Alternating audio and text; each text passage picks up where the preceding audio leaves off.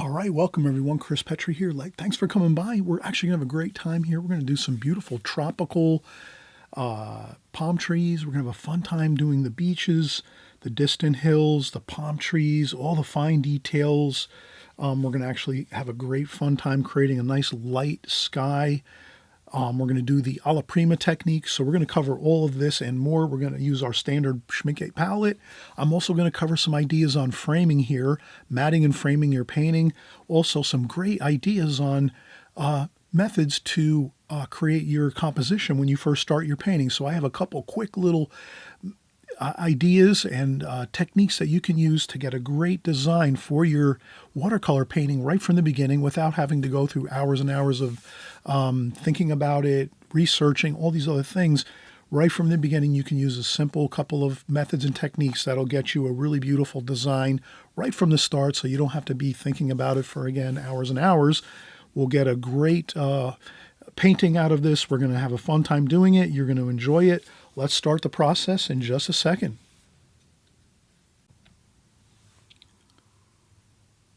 All right. Hey, it's Chris Petri. Thanks so much for coming by. We're going to have another fantastic time here painting and drawing in watercolor. We're going to do a beautiful tropical scene with some beautiful palm trees and some water, maybe some ducks, kind of just enjoying themselves, paddling through the water along the coastal area. We're going to have some mountains in the background. We're going to do a beautiful painting here. First thing I do before I start painting is I kind of encourage everybody, please do this, please do this if you can. Sometimes I do get in the spur of the moment, I get excited and I start just putting my papers, I put my watercolor paper down on my board or my easel, and I start painting and drawing and painting and having a great time, and I lose track of maybe some of the things I need to think about beforehand. But that's just part of inspiration. I know all of you probably have gone through that in some point in time.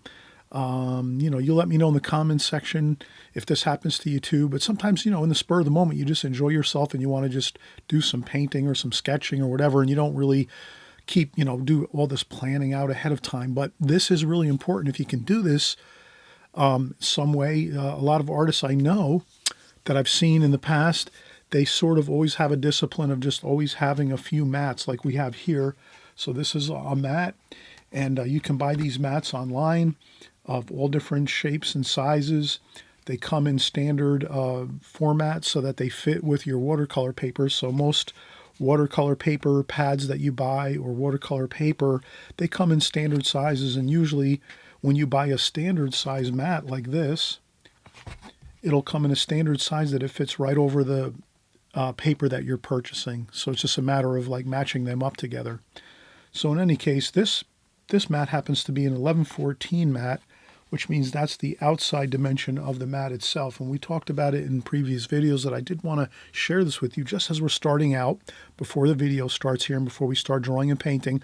I just wanted to give a quick little refresher on matting and framing your paintings. It's real important because if you want to start putting some of your paintings up on the wall in your house, or if you want to put them into competitions, or if you want to give them as gifts, whatever the case, you kind of want to make it easier for yourself, because in the beginning I did the same thing too. When I was first starting out in watercolor, painting and drawing in watercolor, I was making all kinds of odd size paintings, and then when it came time to mat and put a nice beautiful mat over my painting, I found that I couldn't find a mat that would fit. Either it was too small. The window here, see, this is the window of the mat. That's 9.5 by 7.5 inches, the actual window opening of the mat. That wouldn't fit my painting. I wouldn't have enough painting to cover it. Then when I go down to the next size mat below this one, then it was cutting off too much of my painting. Does that make sense? So sometimes if you try to just think ahead a little bit and say, what size paper am I using and what size mat will fit on my paper that I'm actually working on when I'm doing my paintings, you'll find it goes so much easier for you. So this way, again, if you do want to, put your paintings in frames with mats and you want to put them on the wall, you want to give them as gifts already framed, you can go out and purchase frames and mats. Real simple. If you just keep your painting within a real set size, then you'll never go wrong. You'll always be able to just take a mat and drop it on your painting, buy a frame that fits, like an 11 by 14 frame fits this perfectly. So you can go out and buy, a bazillion different kind of 11 by 14 frames, black ones, blue ones, red, green, white, wood tone colors, gold leaf, silver, whatever it is. You can go out to these great big box stores that we have nearby our houses, or even online on Amazon or whatever. And you can go out, and there's great, framing. There's great framing online stores that you can go. And I have to say this too. If you have paintings that don't fit in a standard size mat or frame, you can also purchase custom size mats. They'll actually cut them exactly to the sizes you need them. So always remember that too, that you have that resource. If you go online, there's many framing and art supply stores that have framing and mats, that sell mats and frames. They'll cut you a perfect size mat, whatever dimension you need it to be. So always remember that. You always have that. But the only thing is it's a little more expensive, and, it limits your options. But if you always try to remember, if you can paint within this standard size of your mat and frames, then you don't have to worry. You can just do a painting just like this within this size, and then you can go to your local big box stores where they have all the frames and all the yarn and all the pencils and all the, hobby stores. They have frames, tons of frames. You can just go there and say, oh, wow, I've got 20 or 30 different frames I can choose from over here in the hobby store. You just bring your painting.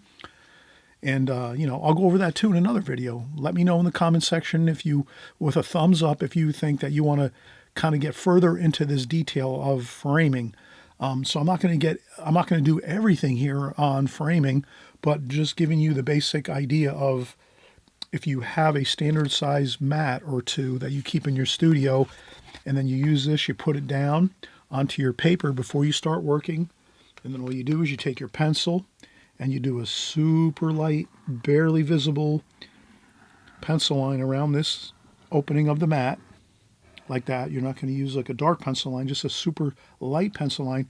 Then you say, okay, that's the window opening of the mat, right? Then you come over and you say, all right, I need to go a little bit beyond that.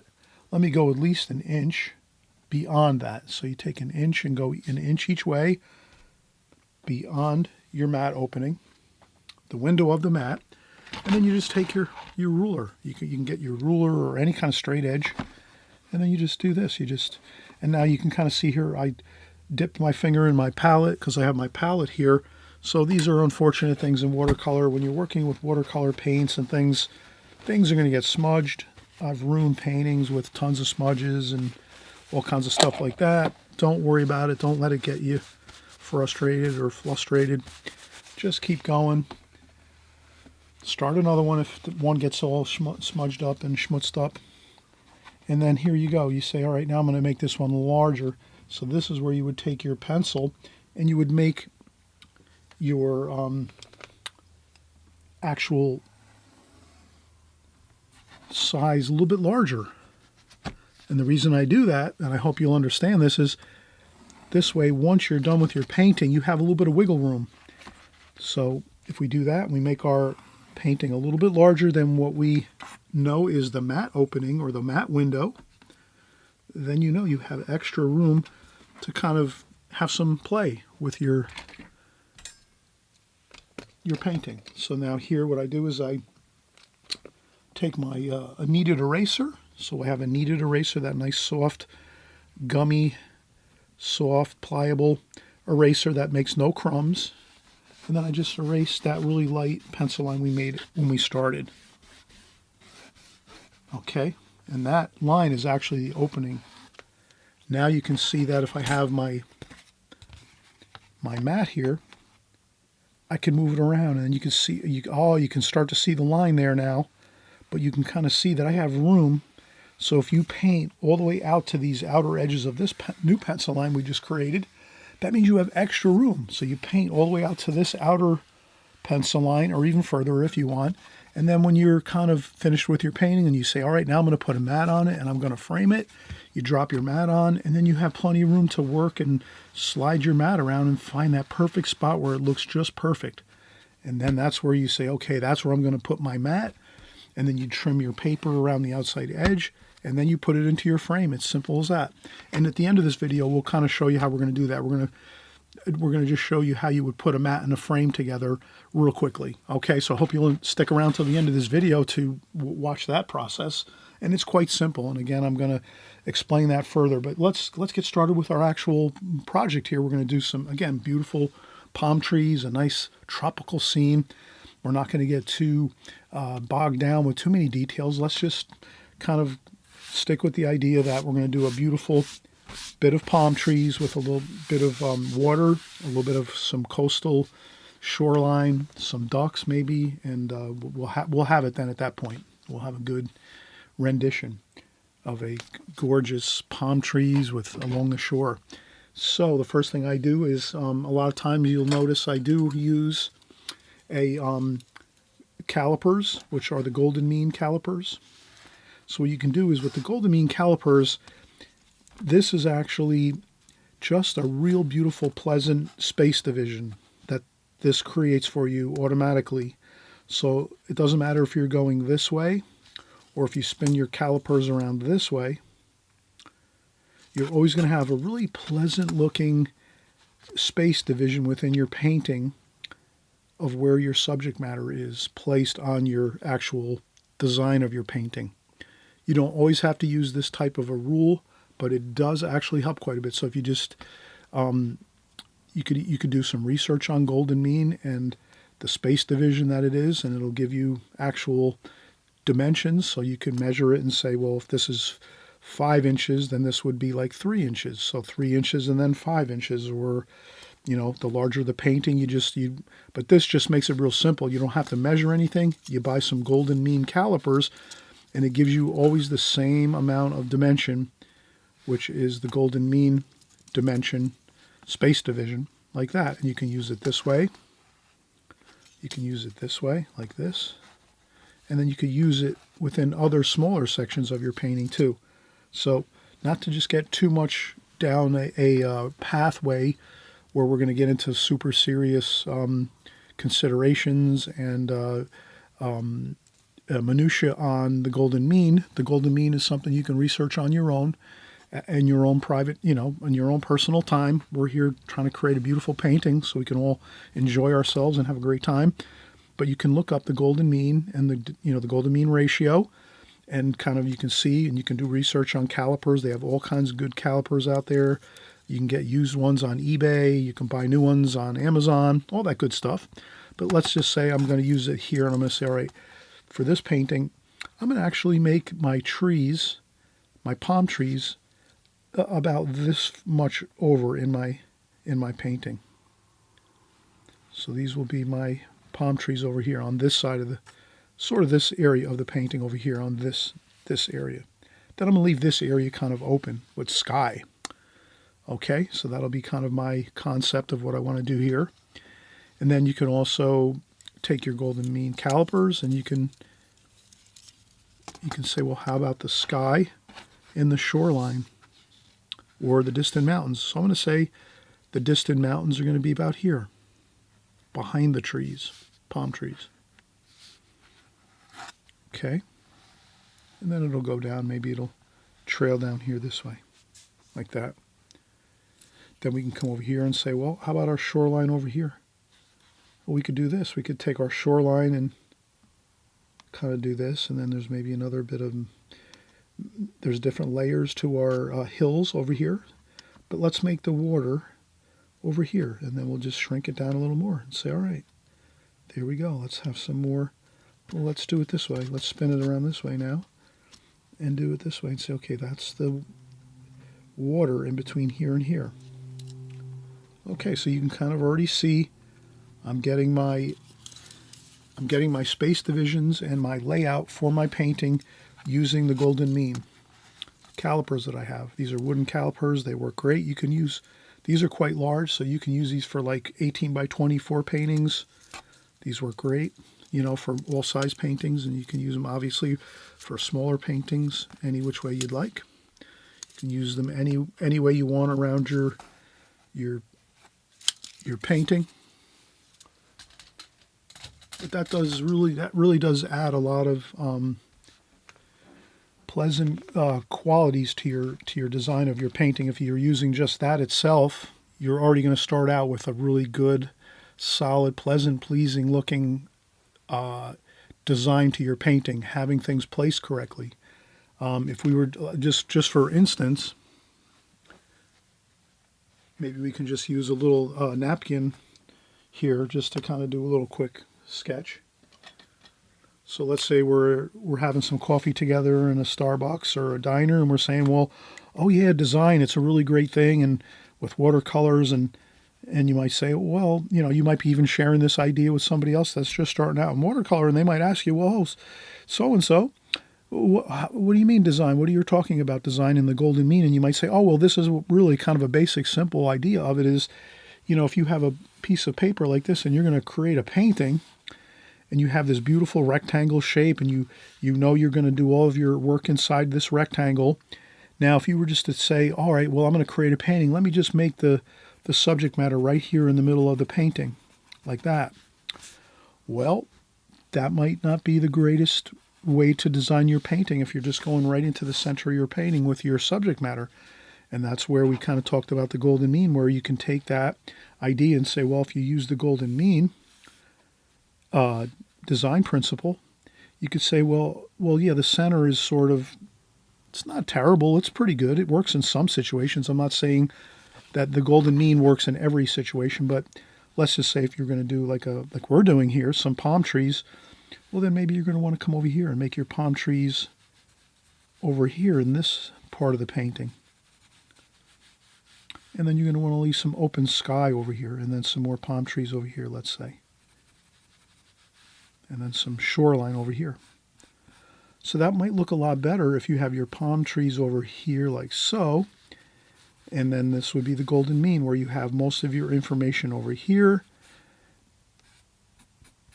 like that. And then you just have a little bit of smaller information over here and some restful space over here where you're just looking at some sky. So that's basically versus if you made your palm trees right in the center of the painting like this.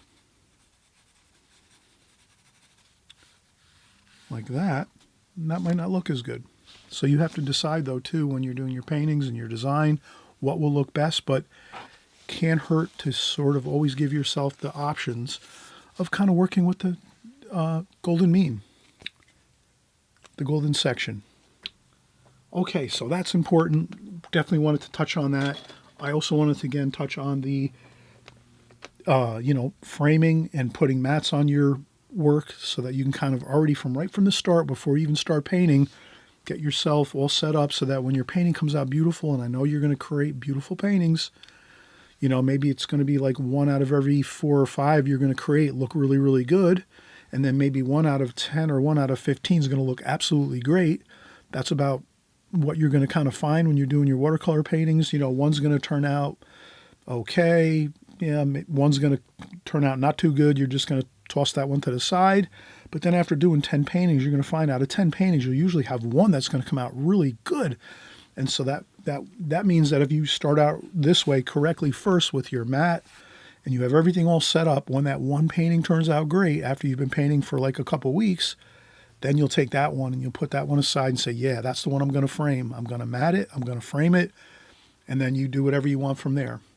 All right, so enough said with all of our design ideas and our framing ideas, and we will do something again. Please stick around till the end of the video, because we're going to go over a little bit of framing, just about 5 or 10 minutes of framing ideas, so that you have that too, that you can use and parlay forward for your artwork.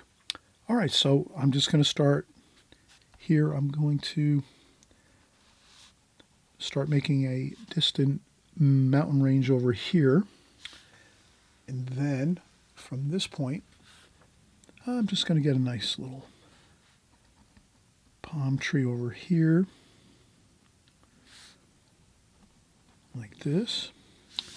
And then we talked about we're going to have a bit of a shoreline over here. This is going to be our sandy shoreline over here. Then maybe over here we're going to have a little bit of sand, and then we're going to have a little bit of water. Maybe we're going to have just a touch of some water here like this. And then maybe some more water. And then maybe over here we're going to have a little bit more, there's some land over here. So I'll put some weeds and grasses and things over here just to let me know. This is where we're going to put some weeds and things over here with some bit of a marshy shoreline over here. There'll be some water over here. You can always put a W where you want to keep track of your lines, because a lot of times if you're drawing parallel lines across your paper for like shorelines and water and more shorelines, things like that, doesn't hurt. You can always erase these before you paint, but just make a little W here and there for water, or W. I also use W for white. So sometimes I want to leave white paper in my paintings, so I'll put little W's in the areas that I want to leave white paper so I don't paint over those areas. So that's a little fun trick you can do when you're painting and drawing, is make little notes on your paper, very subtle little notes that only you can see. I'm trying to draw them a little bit darker so you might see them on the painting here, but I'll do them very, very lightly, and then right before I paint, I erase them. Okay, so now let's do a few more. So we have, let's do this. We got this first palm tree coming up. And it's, wow, it's right here. Oh, look how good that looks. We're going to have some palm trees here, right over here. And I'm just trying to make some jagged lines, just so I know that these are the pine trees. And I'm sorry, not pine trees, palm trees. Forgive me. And then we're going to have another one here. And this one comes down here like this, maybe behind, it might be behind this little bit of a mountain range over here. There's some dark forests, some nice, interesting, darker forest area back here. It's a little bit mysterious. Then we're going to have another palm tree coming up like this. And this one's going to be taller, like this. And we just kind of go with the flow. Another palm tree here, another palm tree there. Palm trees everywhere. And we'll come down like this.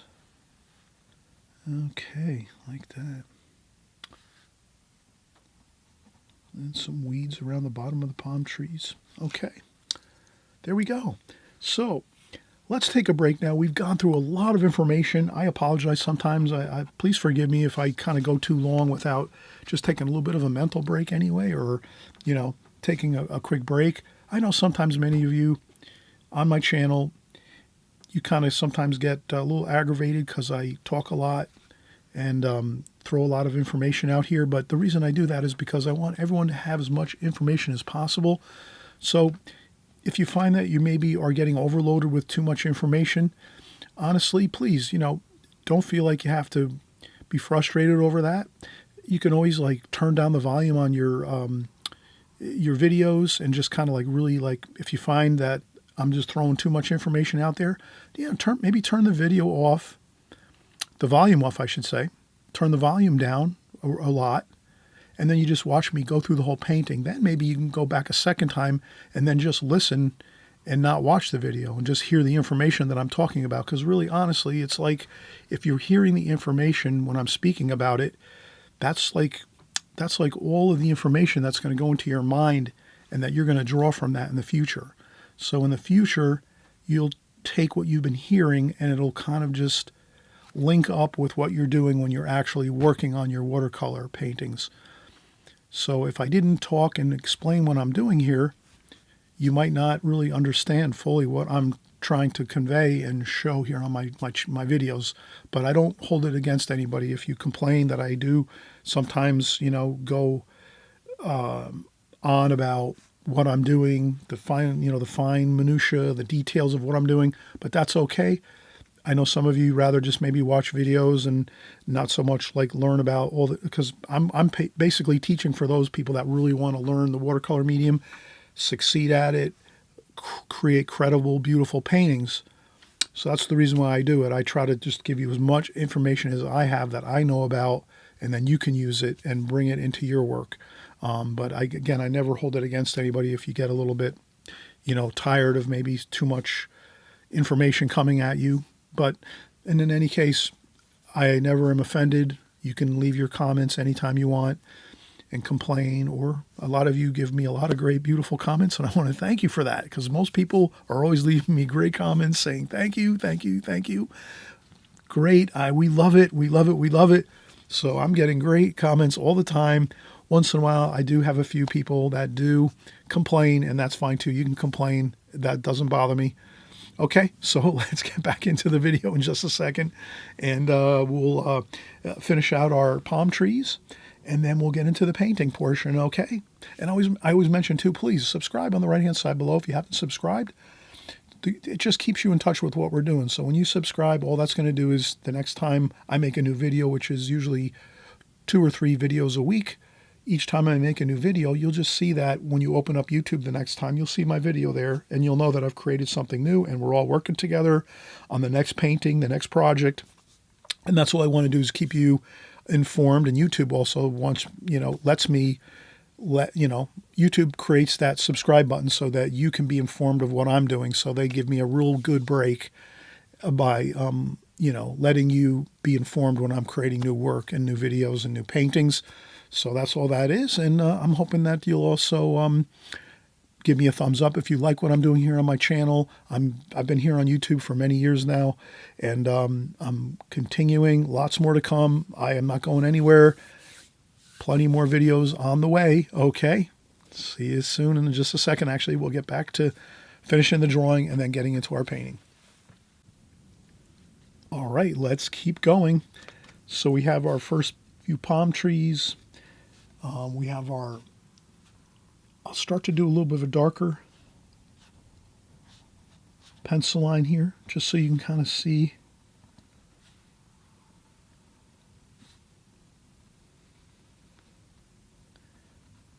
The darker pencil lines, so that we kind of can keep on the same page together here. Okay.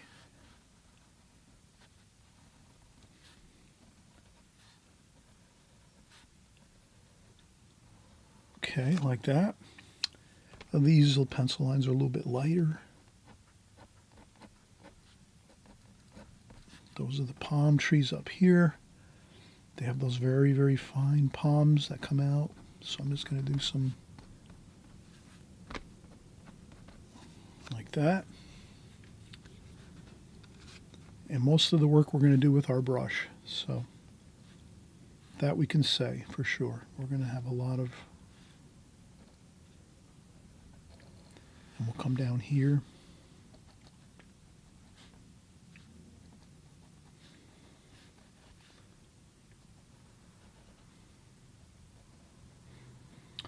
And these two are sort of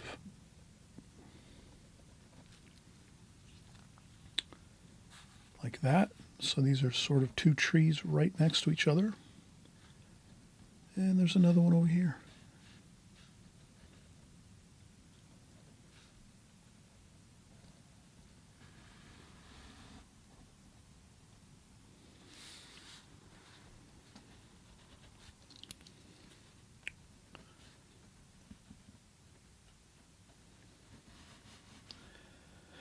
And as you can see, we're going to make a good grouping of palm trees here.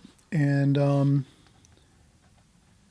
there might be some more trees and bushes back here, where we might have a few palm trees in the background here.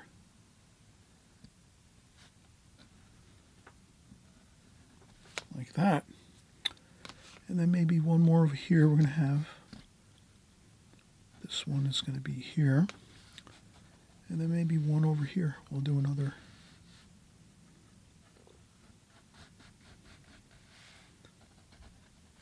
Like this, and then we'll have another one back here. And I think that's about good. We did plenty of trunks of trees for our palm trees. And then over here, we kind of did some really beautiful palm trees that are quite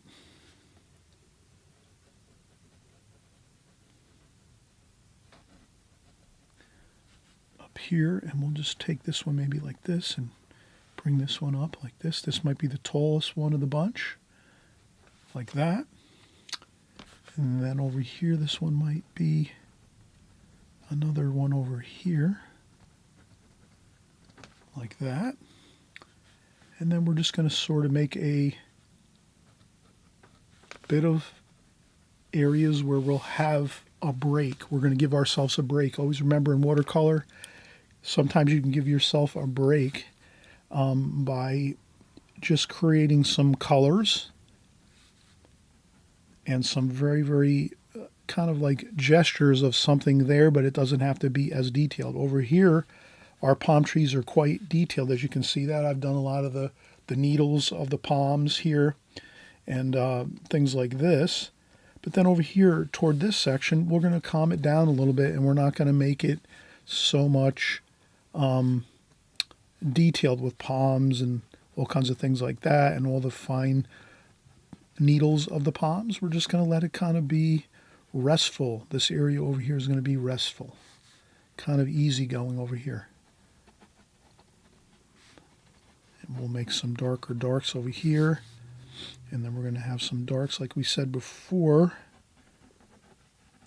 We're going to have a bit of some white showing through. Again, you can put a W where you want to have some white paper showing through where the sky is. Put some W's where you think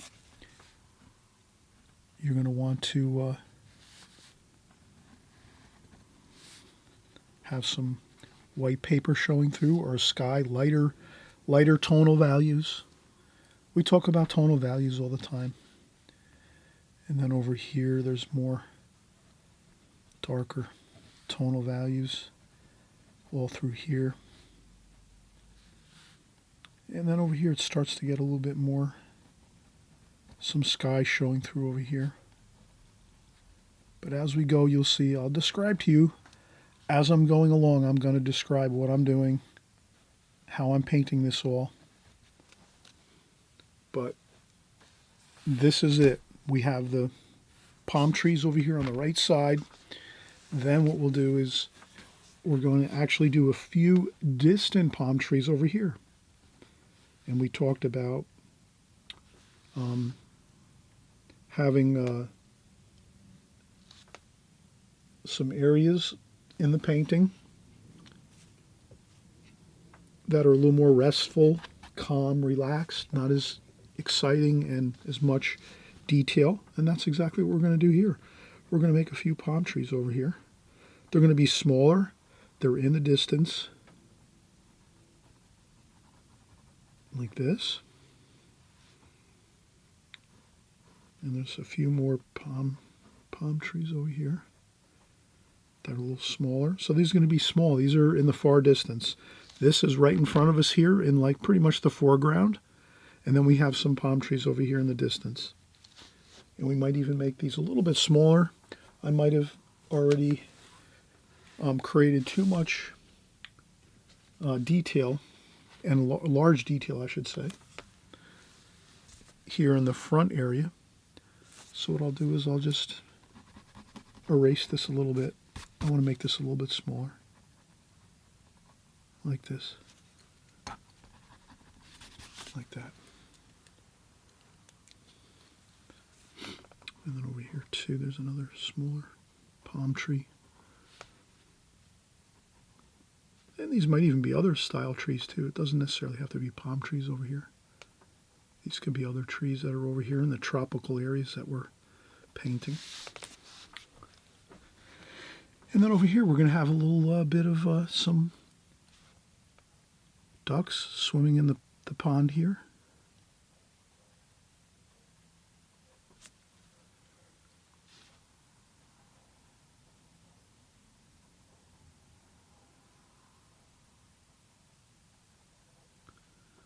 In the foreground here.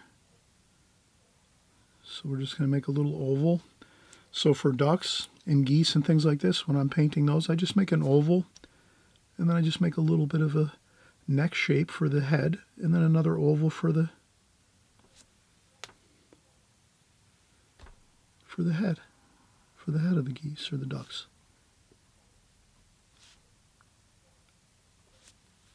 like that. And maybe there's another couple small baby geese here. They're kind of following along like this. Okay, so we have some fun, interesting subject matter here. It's going to be great once we start painting in just a second. And I'm hoping that you're going to keep working along with us here. We'll have fun. Again, we'll cover all the details that you need as we go through this entire painting, as we always do. So we did the first thing first.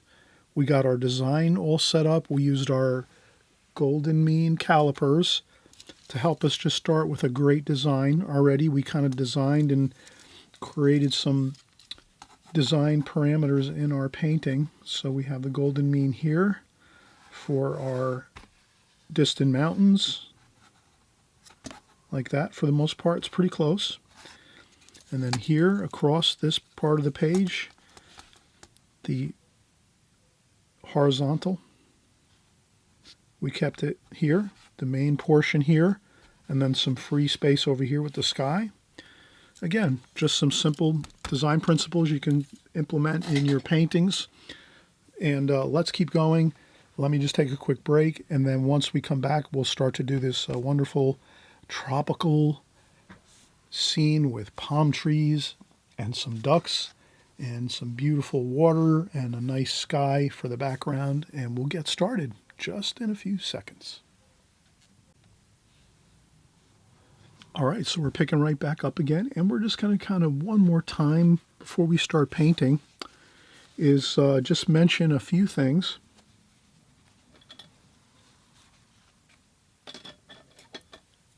So the first thing is usually when we're going to go in and we're going to paint, after we're done with our drawing, we usually ask ourselves, are we going to do this in more of an alla prima method or a glazing technique method? And those of you that have been following me for a long time, and if this is your first time here and you've never been here before, I want to say thank you. Welcome for coming by. I appreciate that you've landed here and you're kind of finding this exciting, this video and this painting. And I'm hoping you're going to maybe make a start of watercolor. And remember, the watercolor journey is like you just start at one place and you just keep working and going forward. You don't worry about if you've created bad paintings or if things aren't going great. None of that. You just keep working, learning week by week, week after week, month after month, year after year. You're watching all of the videos you can. You're watching my video channel. You're watching other videos on YouTube. Maybe you're going to pick up some books on watercolor. You just try to just bombard yourself with all the information you can for the most part, and you just use what you feel is helping you, and you'll just always be making progress. And I feel like if you're sticking with my channel here on YouTube, I believe you will learn all the fundamentals that you need in watercolor. So that's the most important thing. I try to teach the most logical, fundamental methods and techniques in watercolor that you need that will actually get you on a really good trajectory for becoming really good at watercolor. And so we're going to do that. So right now we're just going to mention the two types of methods and techniques you might use when you're going to go in and do a painting. You might do the alla prima method, and that's what we're going to do here. Or you could also use the glazing technique, which might work for this painting. That might be a good way to go too. You have to make that choice. You're the artist. Glazing technique.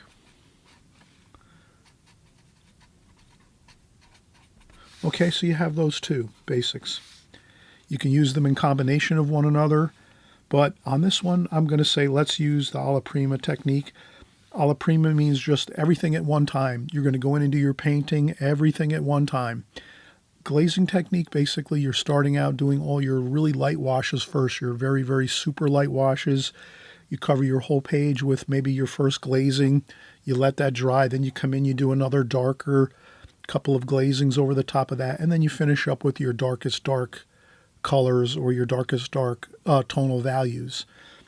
So that's the glazing technique. Alla prima here is we just go in all at one time and just start painting. And maybe with the alla prima method, usually we go in and do the darks first. So we go in and do our darker tonal values first. That's kind of just the basic concept of this right here, this painting.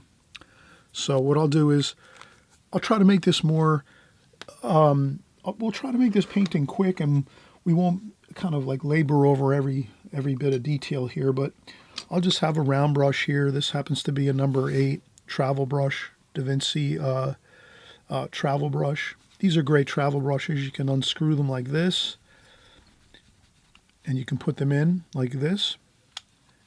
And then you can put these in your backpack, your purse, your shirt pocket, your duffel bag, whatever it is, if you want to go out and paint on the weekends, or if you go on vacation, or if you go visit with some family, whatever it is, you can have your travel brushes with you, and you'll keep them safe so that you don't ruin the hairs of the brush. So it kind of protects your brush, and it also has a little hole in the top which lets the brush dry out. So that's another key point to a travel brush, a good travel brush. All right, so I have fresh, clean water over here on the right-hand side. And then I have, let me see if I can find some tissues here. So I usually keep a tissue on hand to dry off my brush, dry off a little bit of the water. So if I rinse off my brush, I might dry off a touch of water first on my tissue. Then I go in and grab my colors. So the first thing we want to do here is let's make this as effective as we can, and quick, and expeditious. Let's kind of, first thing we'll do is let's mix all the colors we're going to need for this painting for the most part. So when I look at my painting, I'm going to say that I definitely need some French ultramarine blue over here. A little more there. Then I'm going to go in and get some green, sap green, like that. So French ultramarine blue, sap green. Then we're going to use some olive green over here with maybe some cadmium lemon yellow too. Make a little bit of a lighter green like that. So there we have some really good cooler colors, the cool colors of this painting. Greens and blues here. And then over here we'll rinse off our brush again. And then maybe we're going to have some purples. That's also a cool color, purple. We'll have some ultramarine violet down here, right here. We're going to use that. And what else might we need? Then we might need some, some yellow, maybe on its own over here, just to have some clean yellow here. We mixed the yellow in over here a little bit with the green, but that's pretty good. And then maybe some orange too. Let's do some orange over here.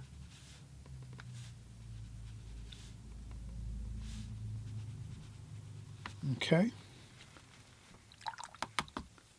And then also too, let's get a little bit of black down here. Some Pines gray. And some ivory black. Like that. That's about all the colors we're going to need. And again, we'll just run through them quick. French ultramarine blue, sap green. Then we're going to have some olive green mixed in with a little bit of cadmium lemon yellow. Then we'll come down here and we'll add some cadmium lemon yellow, some cadmium yellow. That's like the warmer yellow. It's kind of an orangey yellow. Then we'll go with some orange, cadmium orange over here. And then over here we have some purple, mineral violet I use by Winsor Newton. That's my favorite purple. Winsor Newton, mineral violet. That's my favorite purple. And then over here some Payne's gray and ivory black mixture, just like that. Maybe even a little bit of burnt umber too, like that. Okay. Now, anything else? We're going to use all these same colors now. You might see me go back in and grab some more colors from my palette, but it's going to be these same colors we just mentioned. Okay, so that's really a simple thing to kind of remember. And then again, like we said, we're going to do everything a la prima, one time. Okay. So what I'll do is I'll start to get in my dark greens, which are on the undersides of these trees, these palm trees. And please notice I'm starting over here and working this way because I'm right-handed. So if I'm right-handed, I'm going to start over here and work my way over this way. If you're left-handed, you'd start over here and paint this way. And all that does is it just keeps you from smudging your paper and maybe smudging your arm or your hand into your paints or your fingers.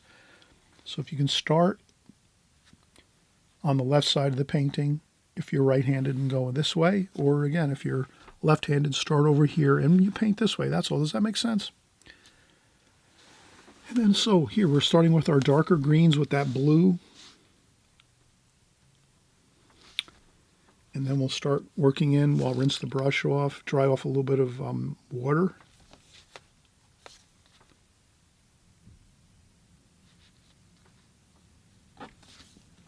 And then maybe some lighter yellow here. Yellow and green, I should say. Lighter yellow and green. Splash a little bit. Maybe a little bit of orange and yellow. Like this. And what we'll do is we'll use our needlepoint brush here. So I'll rinse this off. We use a needlepoint brush like this. You can see how fine that point is on the brush, the needlepoint brush. Then you can kind of get some darker darks. And you do some of the really fine palms of the trees like that.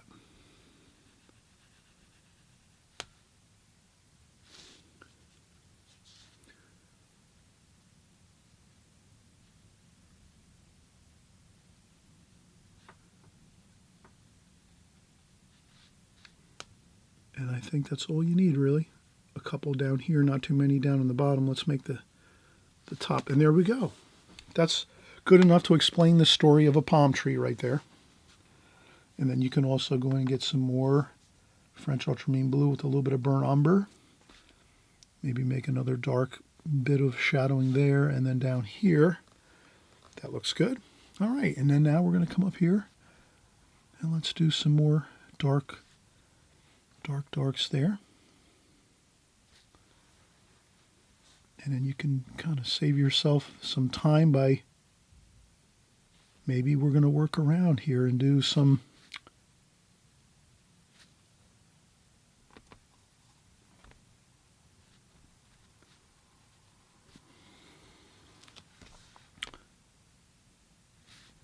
darker darks within this area over here, because we know this is all kind of lots of dense palm trees over here. Like that. So why not just get it in now, go right along like that, and just keep working away, paint away over here.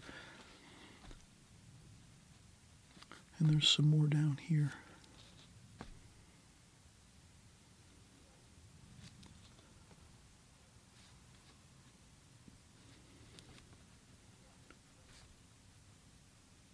Like that.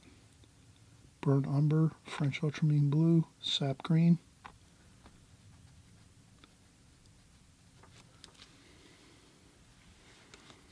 Like that.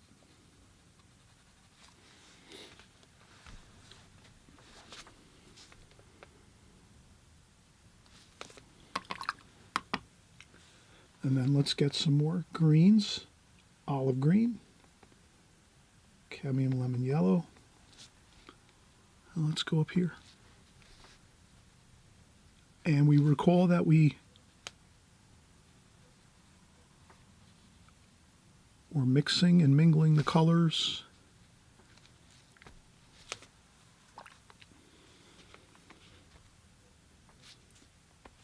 Ultramarine violet, let's start mixing some ultramarine violet in there, because we're going to add it other places in our painting, so let's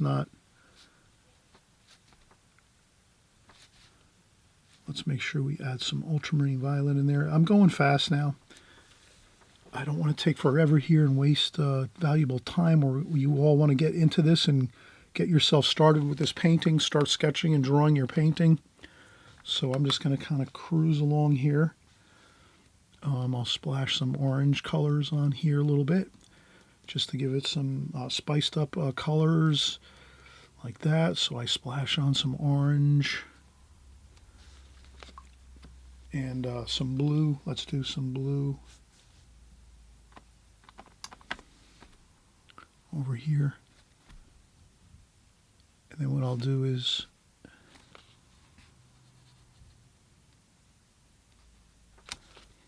I will take my needlepoint brush again, greens, and that's all we have to do is add some of those green palms here and there. Doesn't have to be everywhere, just to give yourself the indication of, yes, there are some palms over here. These are palm trees. If we do that, we're going to be all set. We don't have to explain every single tree in this picture, just a few of them here and there, and that gives us the whole story. Okay, and that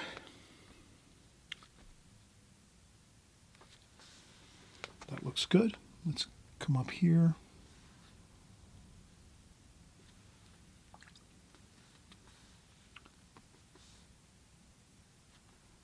So I'm using the green and then the green yellow. Same thing up here, green and green yellow. Fuse that in over here and down here.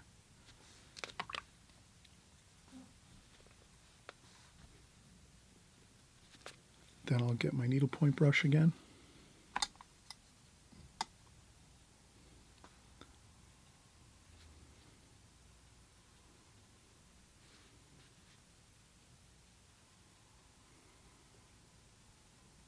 Like that.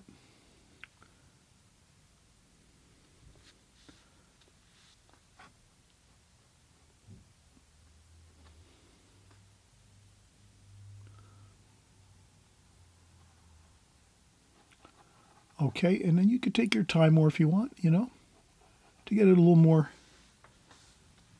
detail is, if you want to do a little more detail than I'm doing, that's fine. But I think I've already I have the story now of palm trees here, really solid. And then I'm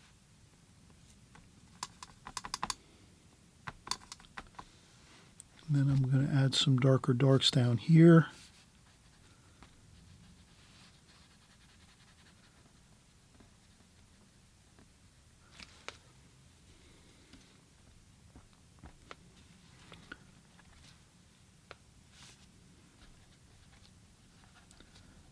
Okay, this is the dark forest colors.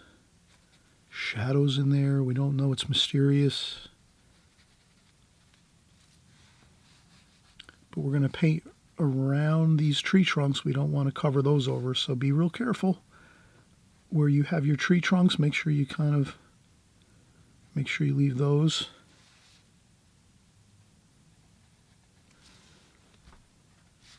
Looking good.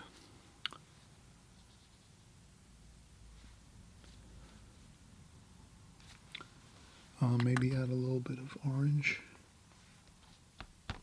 and green there. Okay, if you do go over one of your tree trunks, just scratch out with your nails if you can. You could always go back and use a little titanium white to recapture a couple lights. But now I'm just going to try to get in some of these darks here along this dark forest area here.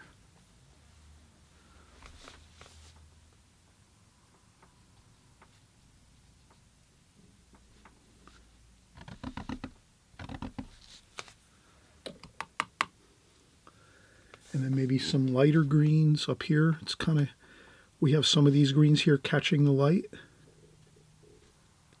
A couple splashes here and there, make it mysterious. Some greens here. There might be some sky showing through on the background here. Like that.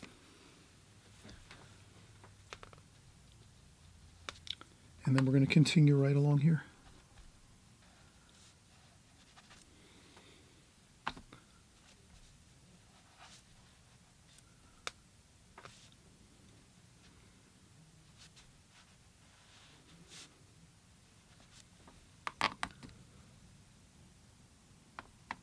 A little bit of purple. What I would do, I would paint right over this and then do some scratches out to scratch out these tree trunks over here on these other trees. And I think I will do the, I'll do these trees here, the palm trees over here in the distance. I'll do those last after we do a little bit of sky wash.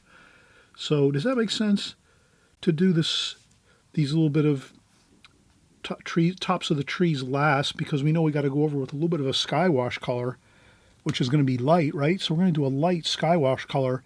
No sense doing a dark here, a darker treetop here, and then putting a light wash over the top of it, because then it'll tend to kind of like reactivate the darker paint here of the tree tops, and then it kind of like diffuses, and it makes a mess, really, basically, is what I'm saying. So let that go till last. I'm hoping you'll find some educational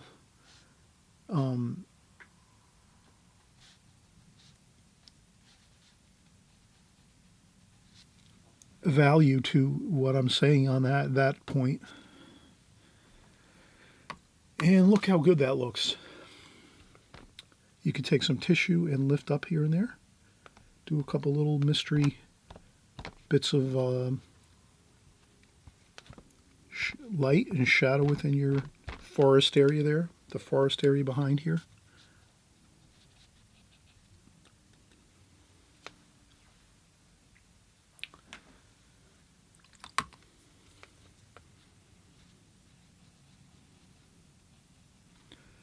And you can break up a few areas here instead of making it all one light path going through there.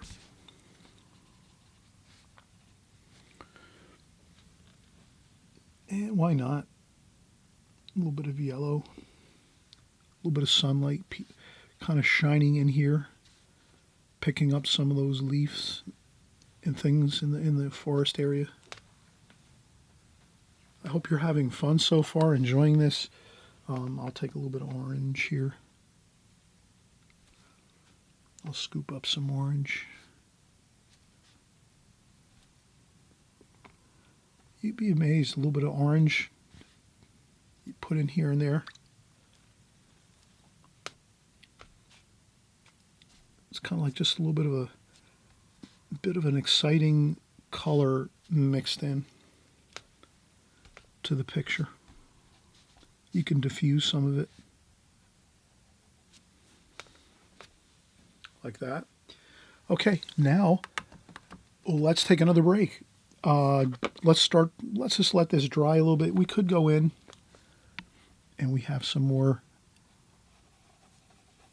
of these, and you can't go wrong with these needlepoint brushes. They're actually vital to your paintings when you're doing any kind of landscapes, seascapes, paintings. You know, they can be used for any kind of details, really, but really for landscapes, you know, especially like pine trees, things like this. Wow, you can get some great fine detail. Just a few little fine details of brush strokes with your needlepoint brush, and then it tells the whole story of these are definitely tropical palm trees right there.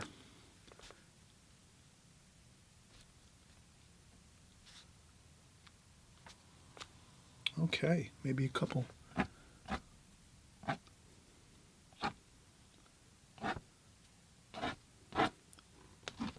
And I forgot to do my nail scratches over here, and that's where, let's just do it really quick now.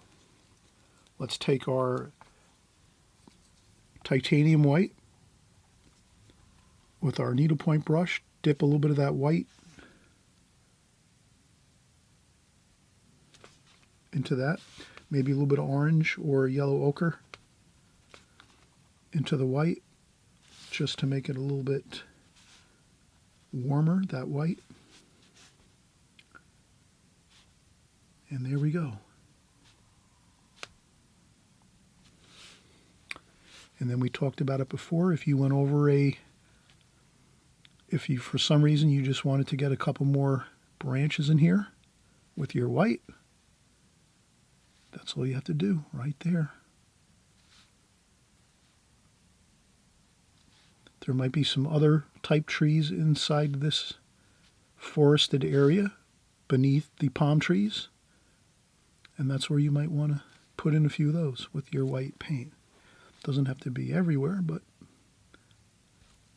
there we go. Look how good that looks.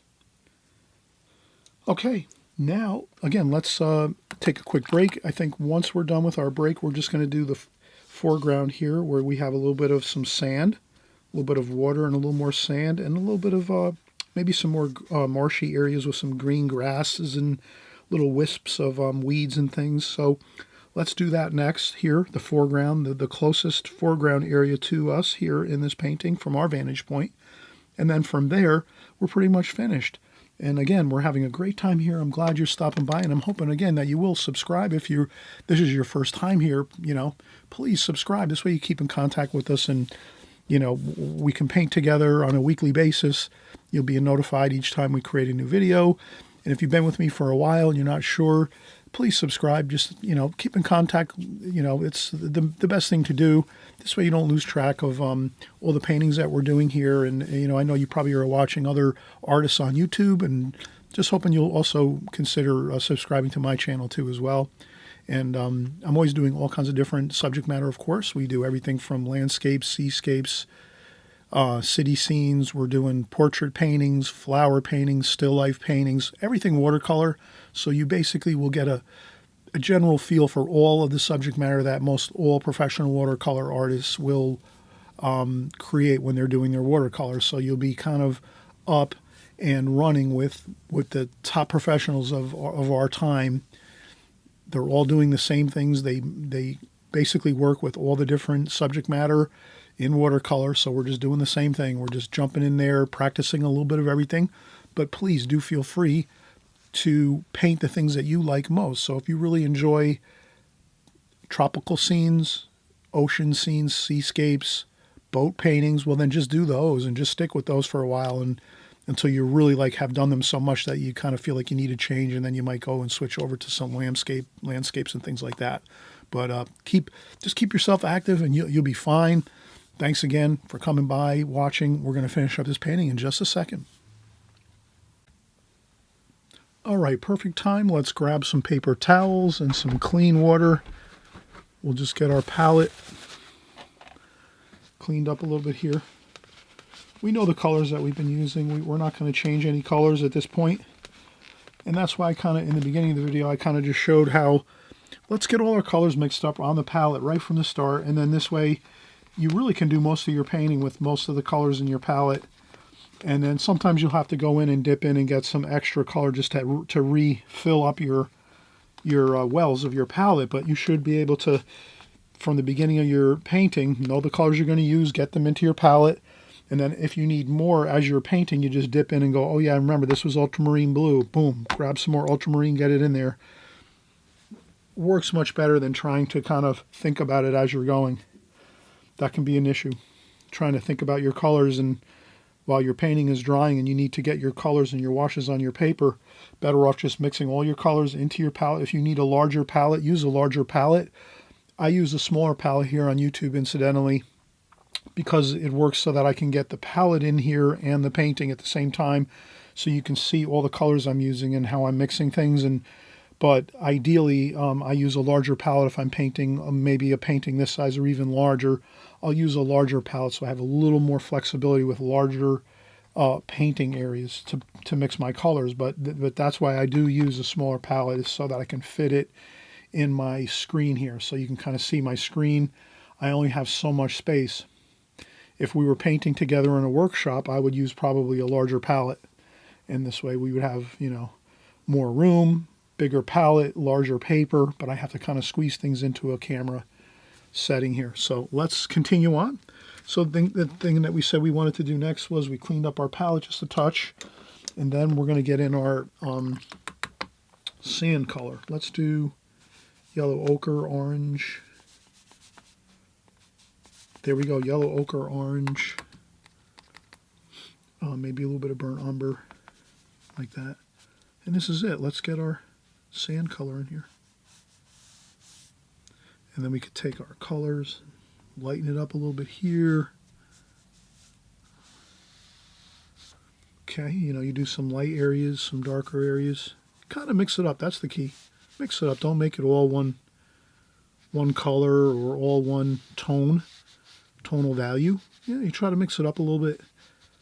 It kind of makes it interesting for the person looking at your artwork. They're kind of searching around looking for different interesting things in your painting.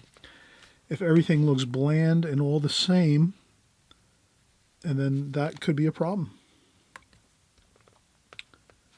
Okay, and then we'll add some of this and we'll do some splashing.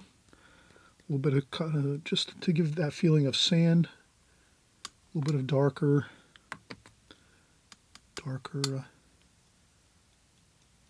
and just do some splashing here for that sand kind of feel.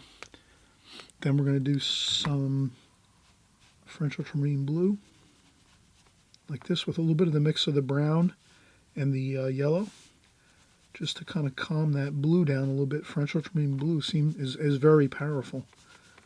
It's very, very strong. So, and let's do that. Let's get some of that in there.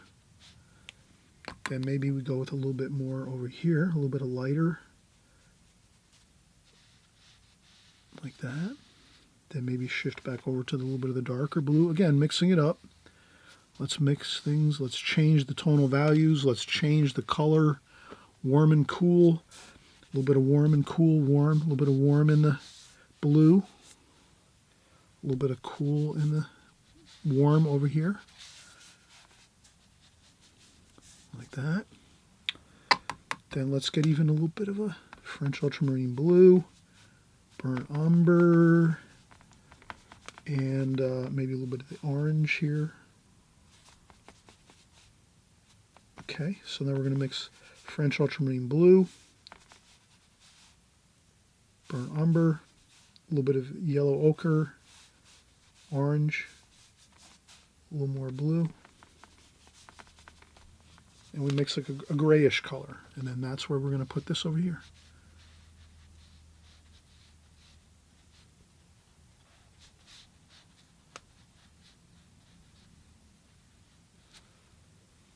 And maybe a little darker. More French ultramarine blue, more burnt umber, maybe a little bit of the black.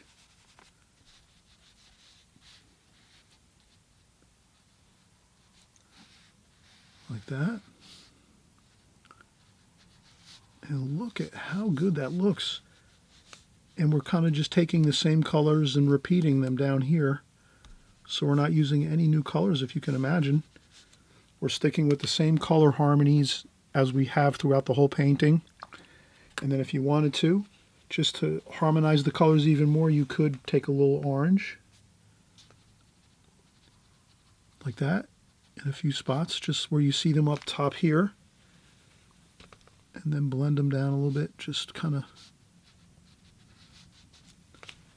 blend in some of that, maybe some green, some sap green. A little bit of sap green in there too.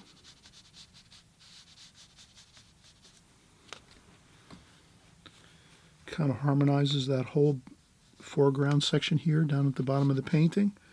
And then a little more orange and over here, a little bit of the orange, yellow ochre maybe. Picking up some of these same colors here.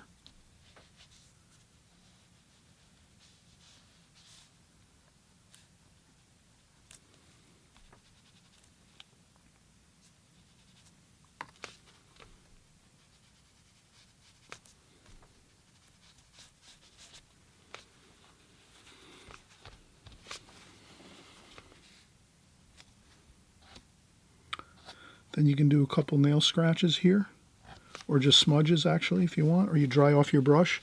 Take your brush, dry off all the paint, make your brush super, super dry, and do that.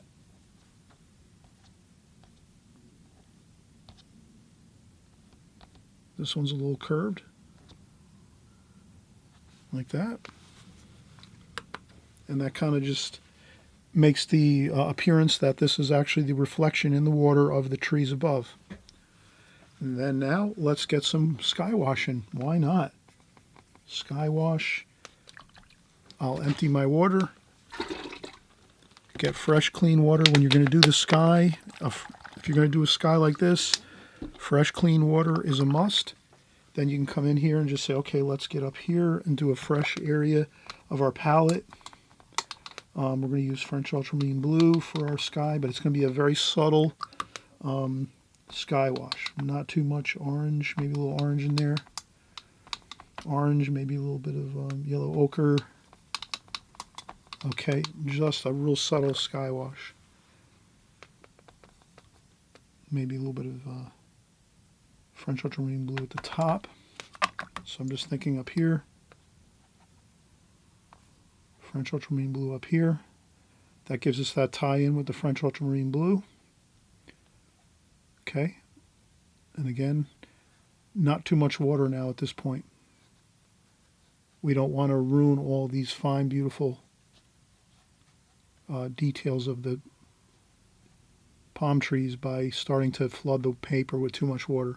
So when you're doing alla prima painting, you're just remembering that when you're doing something like a sky wash here, you're not going to be,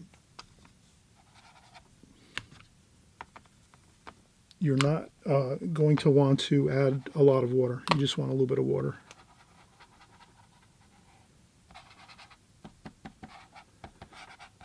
And you want to stay away from all these palm branches and things for the most part.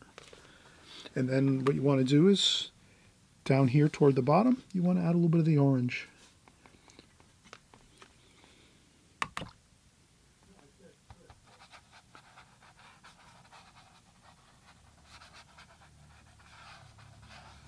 And there we go. So what we'll do now is we will actually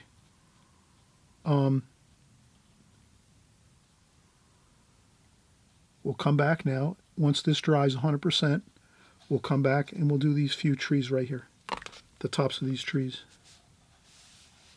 Okay, so that's the thing you have to kind of remember to work strategically. I'll do a couple splashes up here like that.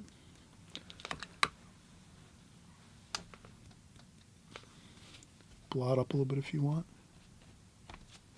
Make a couple clouds. Okay, good. Okay, we'll be right back and we'll just finish up here with our few details and we'll be complete. All right, so we had a break and now we're just going to come back and actually finish up our final details here, maybe 5 or 10 minutes. And then we're also going to do just a quick informational on a little bit of framing ideas. We talked about that at the beginning of the video, so we'll just go over it a little bit more too at the end of this video. So I'm trying to work in some interesting little, factoids and tidbits of information on framing, matting, so you can kind of think ahead a little bit about getting your paintings into some frames. There's all kinds of different framing techniques that people use that frame their own paintings. You can go to frame shops, of course, too. If you don't like framing or you don't think you want to do something like that, you can bring it to a frame shop and they can do a wonderful and beautiful job. Usually when I go to frame shops for some of my art projects where maybe someone's hired me to create a painting or 2 or 3, I'll take my paintings and bring them to a local frame shop, and they'll do an incredible job of matting and framing the paintings. They work with it every day, so they know exactly what to do to make it look the best that it can look. So usually frame shops can make your paintings look the best that they can be, because they have all that expertise in that field. So in any case, let's just kind of take a quick look here. Let's get a little bit of shadowing just on a few of the trees here. So the light is actually coming from the front of the picture here. So we're actually, the light's behind us. If you can imagine, the sunlight is behind us, shining this way, like this. So we're going to see some shadowing on the palm trees up top here and even below here in certain sections. So I'll put some of that shadowing on some of the palm tree trunks of the trees, like that.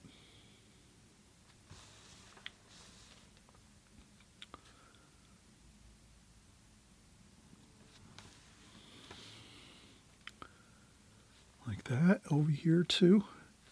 So if you can just imagine, you think of it as the sunlight is coming from behind us. If we're painting and we're sitting in a chair painting this scene, the sunlight's coming from behind us and shining onto all these beautiful palm trees. So, and maybe the sun is perhaps a little bit overhead, so it's not quite directly behind us, but it's actually high in the sky above us, behind us. So you'll see that shadowing on the trunks of these beautiful palm trees. And once you get those shadows in, that looks pretty good. I think that looks fine. And then if you have to, we can add in some green. You can take some green, blue. You can kind of use all the colors we've used before. French ultramarine blue, a little bit of brown, a little bit of some yellow ochre, some green. And we could just maybe do a little bit of brushing up on some of the tree trunks.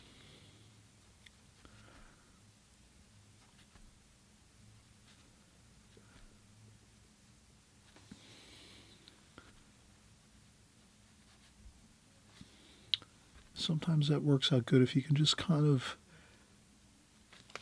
sharpen up some of those tree trunks a little bit. But I did leave some sky behind here, so you can kind of see this is the sky wash, and then this sky wash kind of, you can see some of that sky area behind these palm trees here through the tree. So it gives you kind of a feeling of like a nice three-dimensional quality, and also a feel of kind of a lattice type feel where you can kind of see through the objects that are here. That looks really good. And then we're going to, again, we said we were going to do the bluish purple. So I'm going to say a little bit of green and a little bit of purple, French ultramarine violet. And we're just going to do a couple of these distant palm trees over here, like that. Just an indication. That's all we want to do. We don't want to overemphasize this whatsoever. Maybe a little bit of some finger painting here to lighten it up a little bit, like that. There we go. And then you can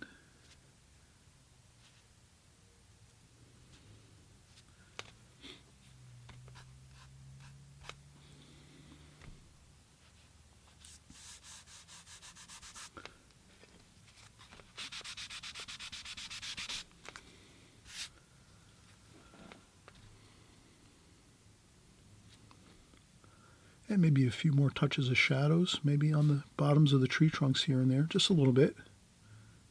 Who knows, there might be a little bit of some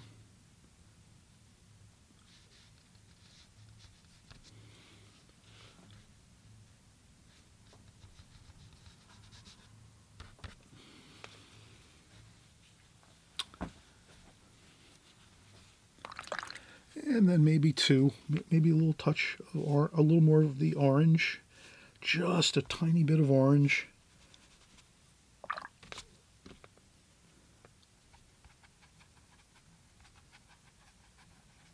But I wouldn't go anywhere near these trees here that we just painted with this orange paint. Just very around it, but not close to it. And then once those little bit of light trees that we did there, you could actually go back in later once those dry 100% and just add the rest of the orange. But I just wanted to put a little bit of orange just to give that sky a little bit of warmth over here. And that's it. So we are now 100% complete. And again, let's just go over a few framing ideas. Since we're working with this, we can just we can let this be just as it is.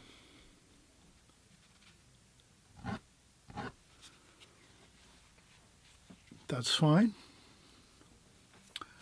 What I think I will do is I will take just a quick break to let this dry, and then I can take my my framed painting and put it on top of this, and then I can just show you a quick idea on some framing things that I usually work on when I'm framing up my paintings for shows or gallery showings, or if I'm framing some paintings for people that have decided they want to buy or purchase a painting. I will frame paintings for people if they want to. And always remember that too. If you ever want to have a framed painting of mine, and I have numerous videos where I show my work on YouTube, so you can just look up art sale, Chris Petri art sale on YouTube. You'll see all my paintings that I have for sale.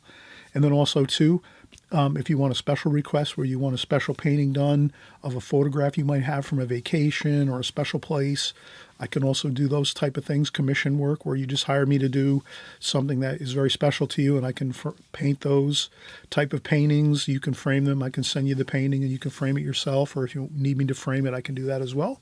So always remember that. You always have options. But let me just do that. Let me just use the blow dryer to quick dry this off fast, and I'll just finish up the video with a couple more framing ideas so you can kind of see what I'm doing here in my studio on an ongoing basis all the time, so that it gives you more things to think about, more information that can help you as you're starting to frame your paintings, mat your paintings, and starting to venture out and do some different things, okay? All right, so I will be back in just a second. All right, so I just changed up my setup a little bit here. We're just going to actually go over a quick framing idea or two. So this is basically a really beautiful frame I bought at a local art supply store, actually, and it's kind of like a goldish bronze kind of frame. I have a beautiful, like a kind of a Western style painting here, watercolor painting here. If you can see close up, I'll zoom in. You can see how I deckled the edges of this painting. So what I did is I put a piece of white matte paper first down onto my backboard. Then I took my painting and I deckled the edges. I trimmed around the edges of my watercolor painting. So you can kind of see I took my watercolor painting and I used a deckled edge creator. You can get these. This is called the dual edge ripper. So this is the dual edge ripper. I'm trying to find something that I can use as a backdrop for this so that you can kind of see what the name of the... Let's see if this works. If I put this here, that doesn't work. I need something dark. Let me see if I can find something here. Let me look around.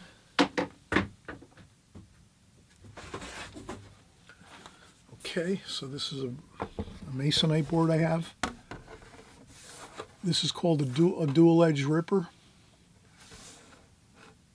And it's got a very, very, like a sawtooth edge on it on both sides. And they make different versions of this with larger and smaller deckled edge creators that go around this. But this is the one. This is the classic. And that's what I used for this painting that you're seeing in here. And essentially how it works is kind of simple. We'll just so you can kind of see, this is how I did this here. Maybe I can zoom in a little bit closer. You'll see the painting there, how it's deckled along this edge here. So you put down a regular mat, like let's say a white or off-white mat.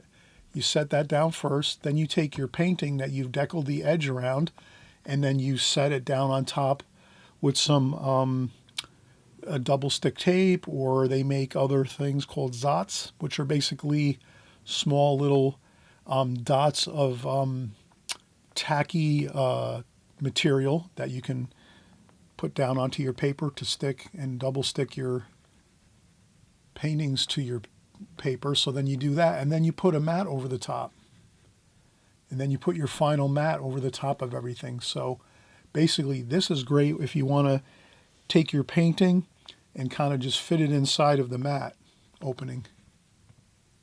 So if you want to fit your painting inside the mat opening, the window of this mat, you just deckle the edges around your painting just a little bit smaller than the mat window, and then you can double stick tape that down to a piece of mat board underneath, and then you put your mat on top of that, and then there you have it.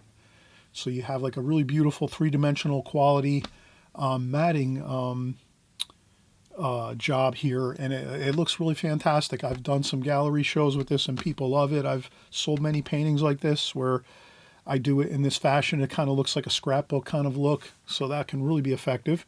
So that's something that I like to do. And so we'll kind of set this aside. And then this is again the deckled edge. Let's see if I can set my masonite board over the top again. And then this is how I would decal a painting. So let's say this is a recent painting we've been doing, and we want to decal the edges of this painting. You just set your decal edge down here like so, and then you just press your weight of your hand on the deckled edge, and then you just start to lift up your watercolor paper like this, and you do that, and then you get a deckled edge like so, and you just go right around like this. And what you would do is you would measure it so that you get your deckled edge just the right size as you go around. So you would measure where you want to put this deckled edge on your paper so that it ends up being just a little bit smaller than the opening of your mat. So if you want your mat to be, like if you have a mat that's this size, as you can see here, you just want to make sure your decal edge is going to fit right in there. And we'll just continue on here so you can kind of see the effect of it. And then you just, so you'd measure first where you want to have your deckled edge with a pencil and a ruler, and you get it just right. And then you just, again,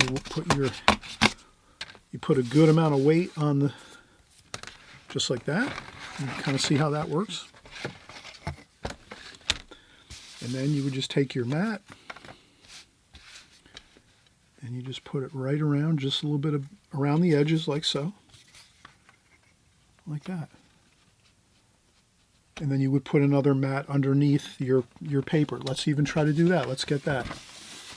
So I'll just use a piece of watercolor paper.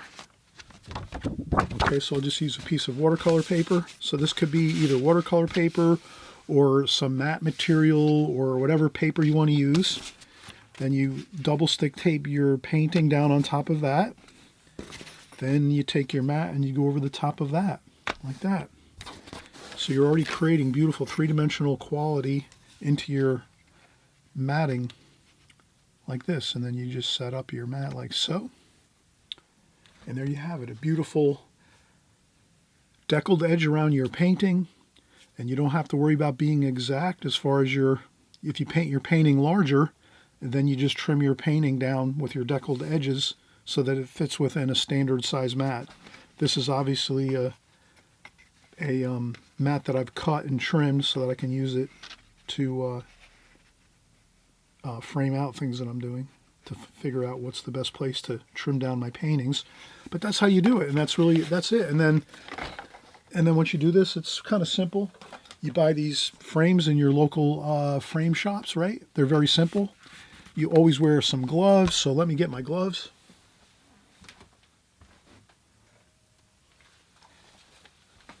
Whenever I do any kind of framing, you always want to make sure you're wearing gloves, thick, heavy gloves that are not, so that you won't have any problems with the glass or anything like that. I usually mostly use lucite plastic for my framing. I usually don't use glass framing. I usually use plastic framing because I don't like glass. It's kind of heavy.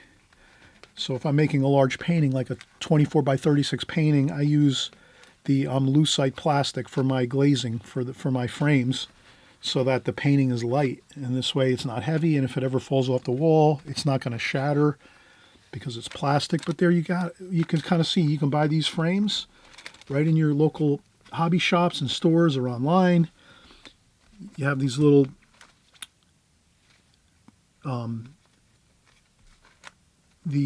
clips that are movable clips, so you can unmove your clips then you can just take anything, something small. You can just take this in here and you can just lift it out. And you just lift out your, so you can kind of see I have this. So again, this is the mat. This is the mat, the outer mat. This is the painting that I deckled the edges. And then underneath that is that piece of watercolor paper that I talked about that you can use. And then you just take that and you just put it right into the frame. And again, you can buy these frames just like this with all you have to do is put this together, which is your painting with your deckled edge, or you could just, you know, make a full-size painting and put a mat over the top of it. It doesn't have to be a deckled edge. I'm just showing you that I do like using deckled edge like this, right? So you have the mat over the top of that. You flip it over, you put it into your frame as easy as this. So you can frame your paintings and put them up on the wall, give them as gifts, enter them into shows if you want, or local art institutes that you might be involved in, or you might want to research what local arts institutes are near where you live, and you can maybe get involved in doing some shows or putting in your paintings for competitions or free giveaways, whatever. It's just a fun way. Art's a beautiful and pleasant thing to be involved in, and you have a great time of it. And then I just put on a small wire here, and these come stock on the paintings, on the frames. So these come usually too. Sometimes the frames even come with the wire on them already set up, but I actually added these clips here for the frame, and that's it. You're all set to go, and then you just flip it over and you have a really beautiful painting like that. You have the frame all set, you have your mat there, your deckled edge painting, and you are really all set. You have a gorgeous finished product for your paintings, and I'm sure you're going to be creating lots of beautiful paintings in the future as we're working together. So try to remember, maybe you can save this video or write it down, jot it down on a piece of paper so you can come back to it again. We'll see you on the next video. Thanks again for stopping by. Again, I hope you're subscribing, and I hope you'll give me a thumbs up and let me know, hey, this is something you really enjoy, with these little bit of going down a little bit of a trail, off in a different direction for just a few minutes on our videos to kind of cover some other things that we don't normally do. Usually we're just going full force with our paintings. I wanted to just do something a little different, add in some more content to my YouTube channel so that you feel like you're kind of learning other things just besides, you know, the painting process. We're going to cover a little bit of framing here for you so you can kind of see how you can take some of those beautiful paintings you're creating at home and put them into frames, make them look more, this takes it to a whole nother level. You can create a beautiful painting. When you start putting them into frames and matting them, you can't believe how great they look, and you'll be really extremely satisfied with that and ecstatic, perhaps even overjoyed, so that you'll be even more stoked to keep painting, keep practicing, keep working along here with us on this channel. All right, we'll see you soon. Happy painting. Enjoy the watercolor journey. It's a fun journey. And we'll see you again on the next video before you know it.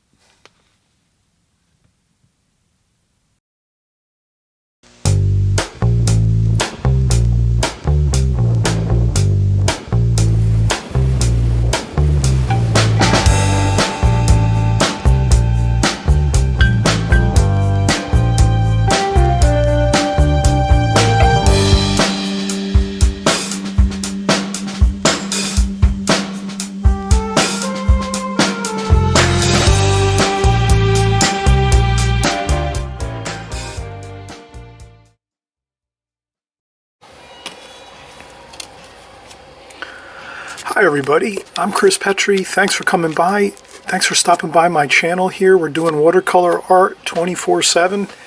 We're actually going to do a delightful painting today. We're going to use some simple subject matter. We'll do a still life. We have a coffee cup here. I have a plastic fruit, which is an orange, styrofoam. So you can use real subject matter. I have a large amount of faux fruit. If you look up faux fruit online, you can find really all kinds of great, every apples, oranges, grapes, you name it, pears and different style apples, green apples, you know, Granny Smith apples, red delicious apples, every kind of fruit and vegetable you can imagine. Styrofoam. This looks very real, very convincing. They have a really beautiful detail the way they created these, so you can find some really good quality faux fruit. And what's nice about this is you can put it into a bag or a duffel bag and bring it anywhere you want and practice watercolor. And you can also leave it in the studio. You don't have to worry about anything like bugs or things going rotting or anything like that. You know, I leave my faux fruit in my studio, and I have everything: limes, lemons, you name it. Like I said, all you know, as much as they've made every kind of faux fruit and vegetable you can imagine. So I'm going to use just a simple orange. I'm going to use a simple white coffee cup. I'll use also a pitcher. Maybe we'll create. Maybe I'll make a pitcher. You know, just like for. Sometimes I'll just recall. I have a numerous amount of pitchers, clear glass pitchers for flowers. I have I have a couple white pitchers for flowers. So I have all different kinds of still life things in my studio that I use, and also sometimes I'll just draw from memory, and maybe we'll do that here for some of our items. But again, you know, be creative. Set up a couple little still life setups for yourself, and just practice on those. And here we'll do that. We'll set up a nice across. I'm just going to set up a little few things. I'm going to take this here, and we're going to tape this down. Let's tape down our paper, our watercolor paper. Tape down our palette.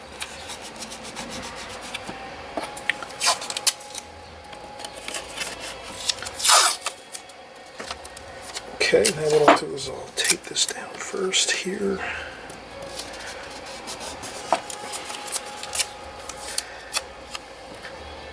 And it's always good to tape down our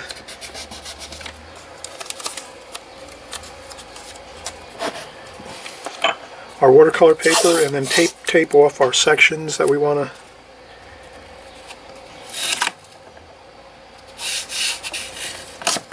This way, when we're done with our exercises and our compositions, we can just take the tape off, and we have a finished painting right there, waiting to put into a scrapbook, or we can put it on the wall and take, look at it for a few weeks or so and kind of critique it ourselves.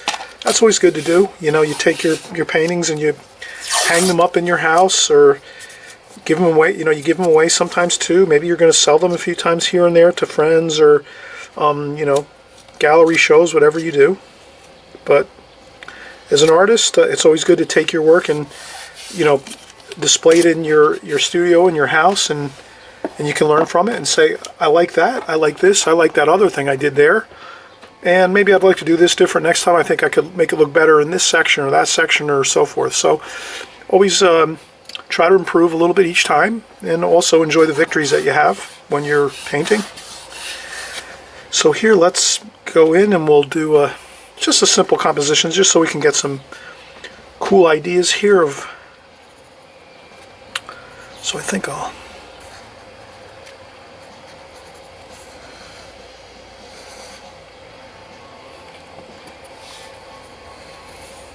So here I'm doing a pitcher, and then I'm going to do my coffee cup and the saucer. And I'm going to come around this way and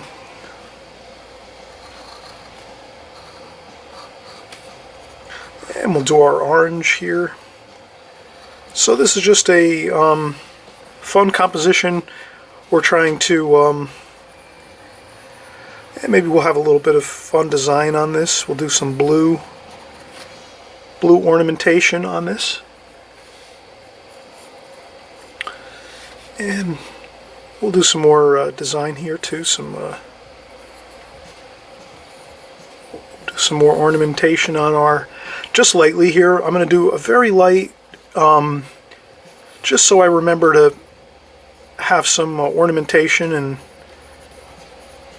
interesting details on our vase here, our white vase.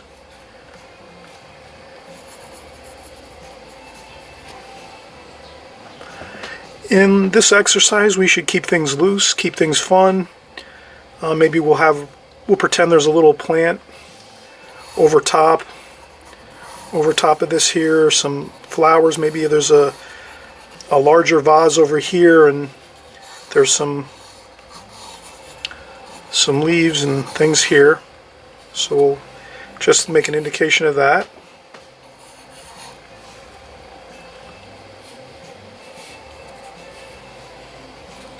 Okay, that looks good. And again, here we're having fun. We're just going to mix some colors and have a good time here. We're not worried too much about, is this a, award-winning, painting or anything like that. We're just having fun. We're going to practice the fundamentals of watercolor right now. So right now we just did our contour drawing. We went in, we looked at our subject matter. It could be from a book, from a picture.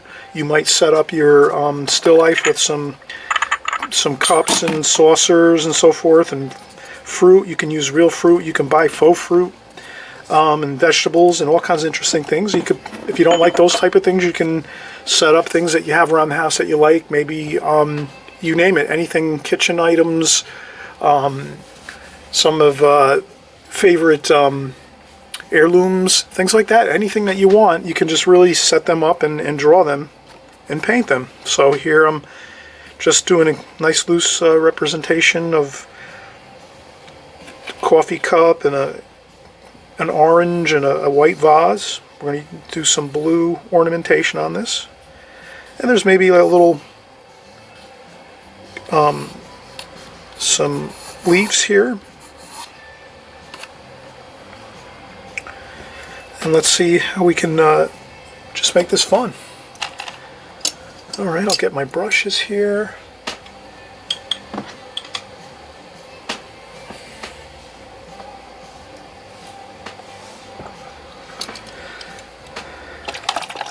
Okay, and I have fresh clean water.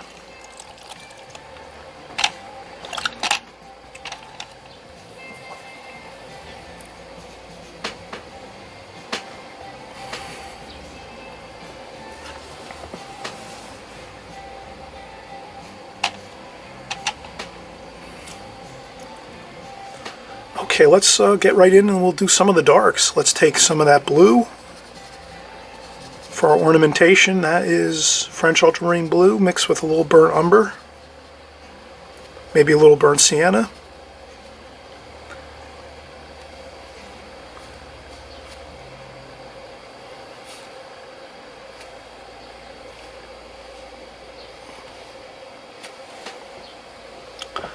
Okay.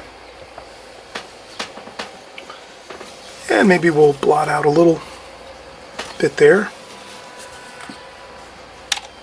And maybe we'll go in with some sap green and some olive green. And we'll get a little bit of that leaf shape in there.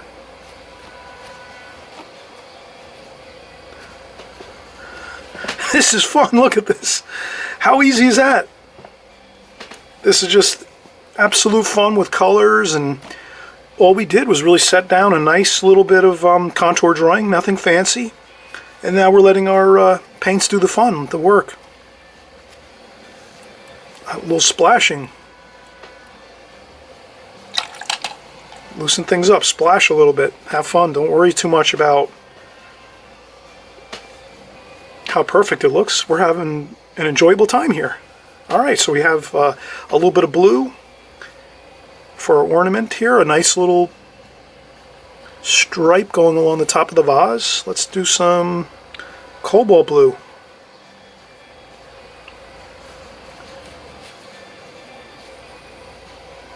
And just a little flicking around of the brush to pretend we know what we're doing. There we go. Another great little bit of design. And how about here? Maybe a little bit of mineral violet. We'll go over here, mineral violet, purple. mixed in with a little cobalt blue. Change up the color a little bit. There we go. Another little flick of some detail, and we got it. There we go. And a little more here, maybe some more in detail on this beautiful vase here. And again, we'll go right into the French ultramarine blue, burnt umber, burnt sienna. And let's do a little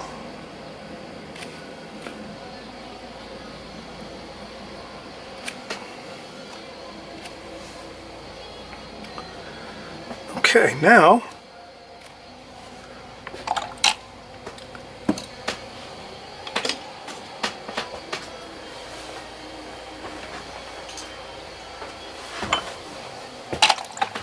we'll use our needlepoint brush.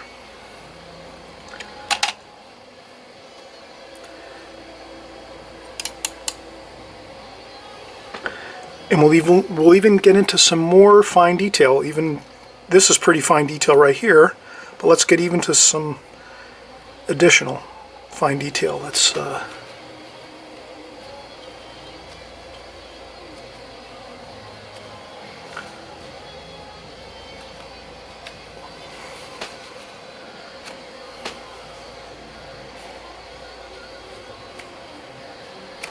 perfect.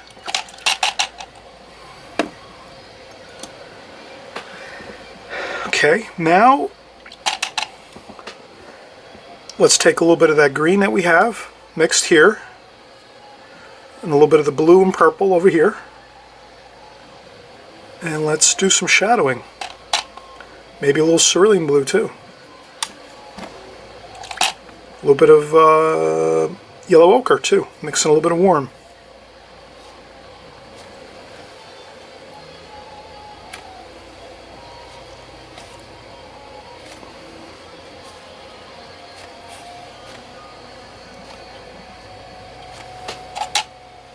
Okay, now we're doing negative shade painting.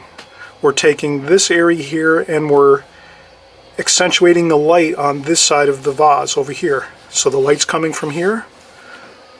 If we want to make sure, we just take a light insignia like that with a light bulb, and we say the light's coming from here.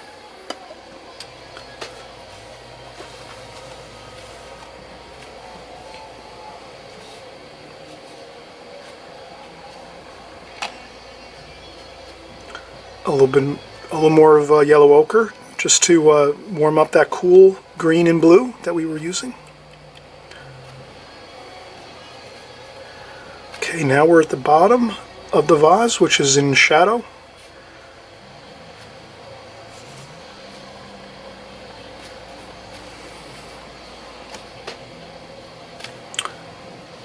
The light is catching this side of the vase and the so we'll let that be like that. There we go.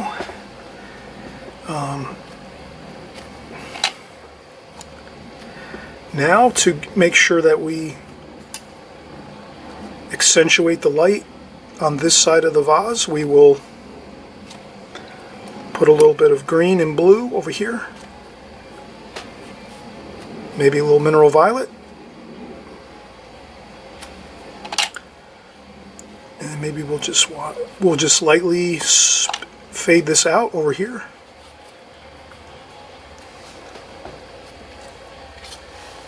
But this is good. Make sure we do a little bit of a darker dark over here. Again, negative shade painting. We're painting around the subject to make it appear. So if we didn't paint this tonal value, this little darker over here on this side of the vase, then that part of the vase would not look as if it's there. So we want to make sure we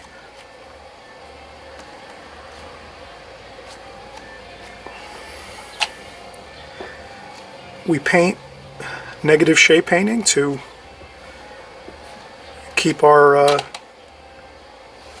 subject matter looking real. Let's do our orange. Fire in that beautiful orange, cadmium orange. How does that look? That looks great. Let's add a little cadmium red to the bottom section here of that cadmium orange. And some yellow ochre.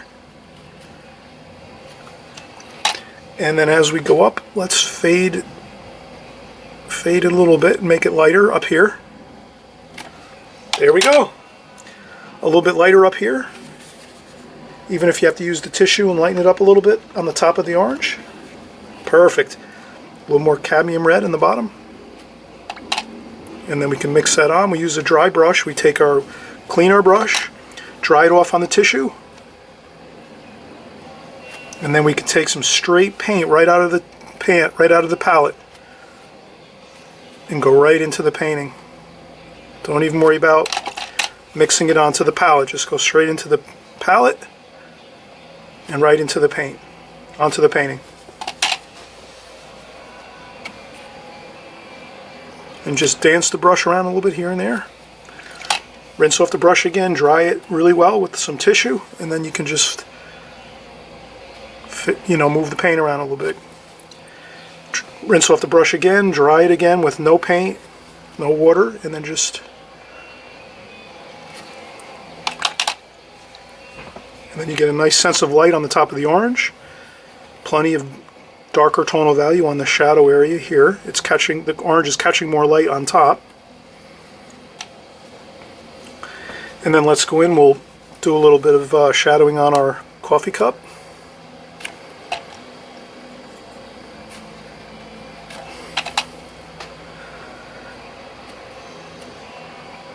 Maybe we'll use a little bit of alizarin crimson here in cadmium red.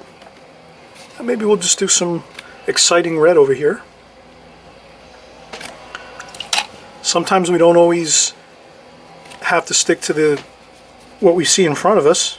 We can add different things to make it look better. That's what I'm doing here. I'm adding orange and red over here a little bit just to make things look better.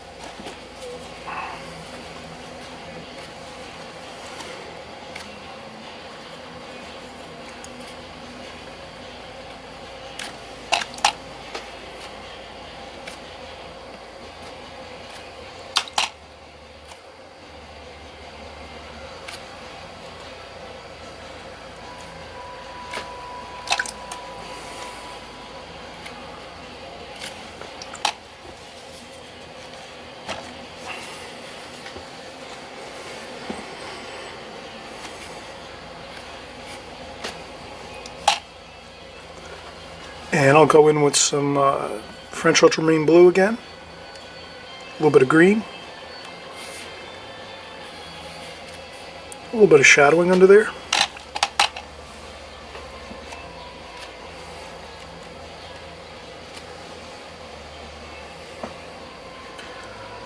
Let's get back into some of the greens up here. Let's change our color a little bit, add a little more burnt umber. Or add some burnt umber to that green, which would be sap green and olive green, just to give us a little bit of a different look.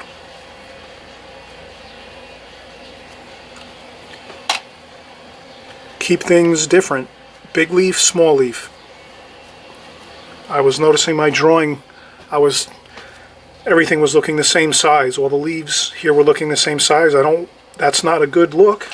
It's better to change things around a little bit, have things look different, non-symmetrical. So I had one larger leaf and one smaller one. And we'll put a little more green there.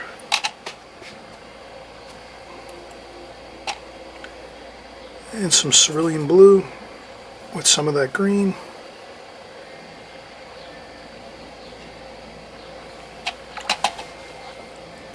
Then we can go into some yellow ochre.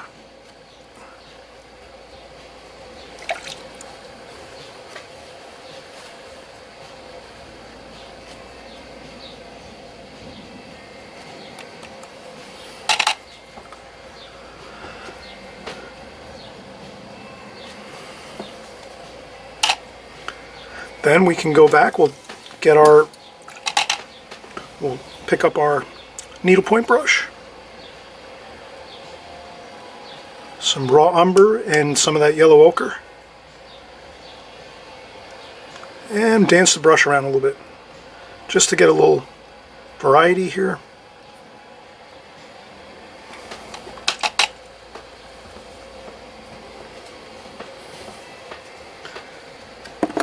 Then we'll go in, we'll get some more sap green.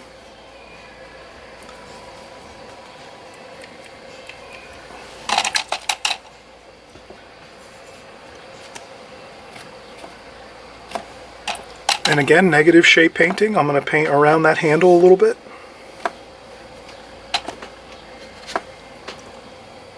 And just splash and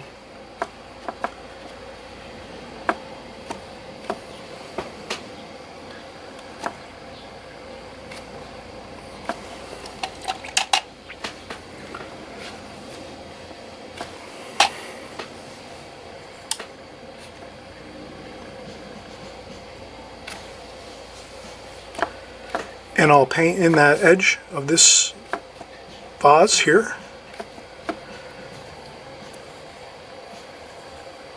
Maybe a shadow over here a little bit. Another little splash over here.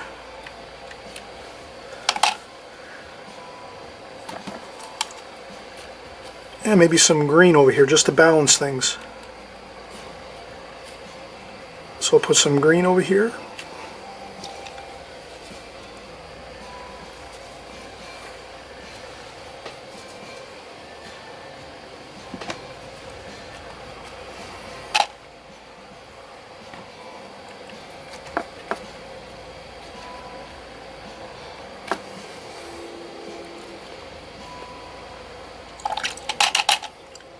Alright, that is it. That is how simple we can have things in watercolor. Just taking a couple simple things like a coffee cup, an orange. You can pick, lemons, limes, any kind of fruit, vegetable you like. You maybe put down a picture, maybe some leaves, some shapes of leaf forms next to it. You don't necessarily have to draw a bouquet of flowers. Here you could just put something nearby, so you have a feeling of like this is near a bouquet of flowers or some a plant, some potted plants. You can expand this idea, make it a full painting, and then add in a potted plant or whatever you would like. But I think the key is it's really fun in watercolor to just do small parts of things. And once you practice small parts of things a lot, then you're sort of already ready to do it in a larger painting. Let's say if you want to make a large painting to frame or to bring to a gallery, if you're maybe going to have a gallery show, or if you have someone commissions you to do a painting for them and they see your work and love it and they want you to paint a painting for them, and they ask you if you can make it 18 by 24. So if we're always working in smaller format, that can be an issue.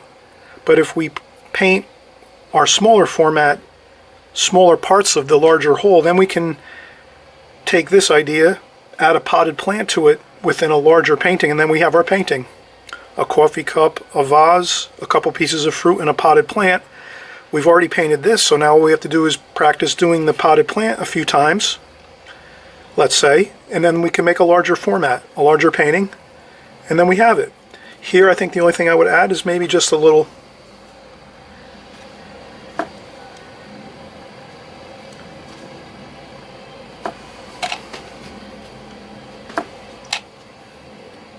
color just over the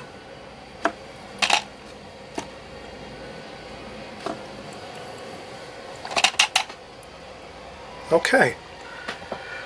Alright, I hope we had fun here, and this is, again, you'll always hear me say it, have fun with your watercolors, enjoy, let's work on small comps, and then eventually doing the bigger, larger paintings is no problem. And if we peel off our tape, this makes a perfect small composition to pin up on our wall next to our desk where we work, our studio, our office. Maybe we work in the office and we want to put up a small painting. Maybe people come by, they love it, they want one too. You can create a couple of these, make prints of them, or make a couple for our friends at work. Okay, again, let's see if we could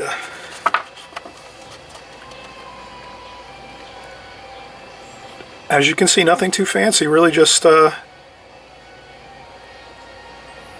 very loose, very free, getting the basic shapes drawn in, and then just, putting in the color. And really we used a lot of negative shape painting here. We painted around this white vase quite a bit. The top, around the handle, inside of the handle. So we did a lot of negative shape painting here, painting around an object to make it appear. And as well over here on this side of the vase, we added that paint here to make this side of the vase accentuate that so that we can see that clearly. And lots of good color and fresh color, and we had a lot of fun doing it. Alright everyone, we'll see you on the next video. Bye-bye.